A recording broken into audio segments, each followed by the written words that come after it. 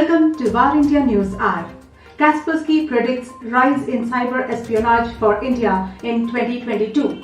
The last 2 years have been watershed years in cybersecurity, and the pandemic continued to bring in new challenges as attackers really took advantage of the overstretched landscape of unleashed new human-operated ransom. Kaspersky predicts that the new range of cyber threats and the groups responsible for them. It considers the Asia-Pacific region as among the hottest targets in the world for cyber attacks for reasons including rapidly increasing usage of digital technologies matched by a proportional lack of awareness regarding cybersecurity as well as limited resources deployed towards mitigation. At a time when most organizations would be making plans for the year, reviewing strategies and allocating budgets, Kaspersky has attempted to reasonably predict trends in the world of cybersecurity. Based on its data and advanced cyber intelligence through various reports on cybersecurity, it has found India making to the top 5 mentions among targets for cyber attacks with attention to cyber espionage. The kind of attacks that are expected to increase are APT, that is Advanced Persistent Threats, cyber attacks with the intention to collect valuable geopolitical, business and military intelligence. The other countries on the top 5 list include China and Pakistan. Thus, India is in the middle of the hottest cyber conflict zones in the APAC region. Kaspersky's findings also identify Singapore as among the major hotspots for cyber attacks. This should lead Indian businesses which have close tie-ups with entities as well as presence in Singapore to sit up and take notice. Singapore is expected to witness data breaches and those affecting cryptocurrency and the newly established NFT industry. Experts say India continues to be on the hit list of some very sophisticated cyber criminals and groups of attacks from around the world. Its bustling economy and expected growth are among the key reasons for the elevated level of threat it faces. The only correct response is prevention is better than cure, to invest in infrastructure and capabilities aimed at improving cyber intelligence by improving prediction capabilities. Hence, it is the need of the hour for all data-driven business and institutional processes. With the increased malware, botnet and others, clients can plan their cybersecurity outlay and monitor it for rapid response. The only answer to this is constantly upgrading cybersecurity infrastructure and upskilling of personnel authorized to bringing cybercriminals to book. Let's look into today's headlines in VAR India. Prime Minister Modi to address WEF Davos Virtual Summit on January 17th. Prime Minister Narendra Modi will address the online Davos Agenda Summit of the World Economic Forum on the first day of the event.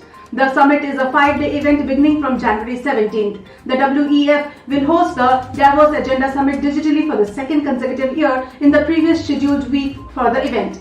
Announcing the schedule, the forum said Davos Agenda 2022 will be the first global platform for key world leaders to share their visions for 2022, and it is being held on the theme of the state of the world.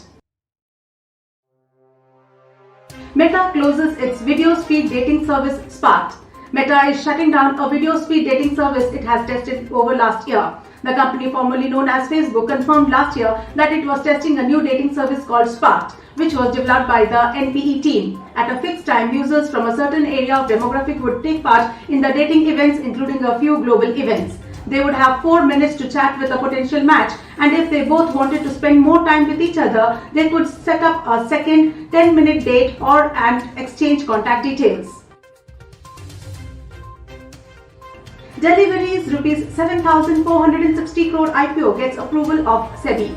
The Securities and Exchange Board of India has given a thumbs up to the proposed Rs 7,460 crore initial public offering of Delhivery, making the Gurugram-based startup the first unicorn this year to have obtained the stock market regulator's nod to list on domestic bourses.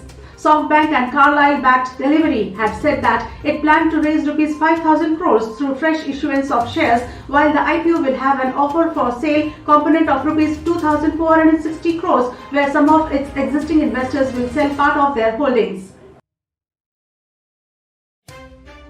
North Korean hackers stole $400 million in crypto last year. Blockchain analysis firm Chainalysis recently reported that North Korea launched at least 7 attacks on cryptocurrency platforms that extracted nearly $400 million worth of digital assets last year. These attacks targeted primarily investment firms and centralized exchanges and made use of phishing lures code exploits, malware, and advanced social engineering to draw out funds out of these organizations' internet-connected hot wallets into DPRK-controlled addresses. Google buys Central London building for $1 billion. Tech giant Google has spent $1 billion to buy a Central London building where it is currently a tenant. Google employs 6,400 people in Britain and is planning to refit the building so it is adapted for in-person teamwork and has meeting rooms for hybrid working as well as creating more space for individuals.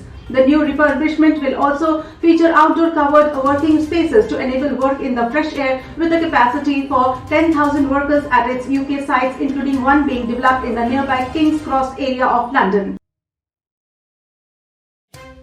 That's all for now. Please like, share, comment and subscribe to War India News magazine. You can download the War India app from Google Play Store and Apple App Store for the latest news and updates. Stay tuned. Thank you.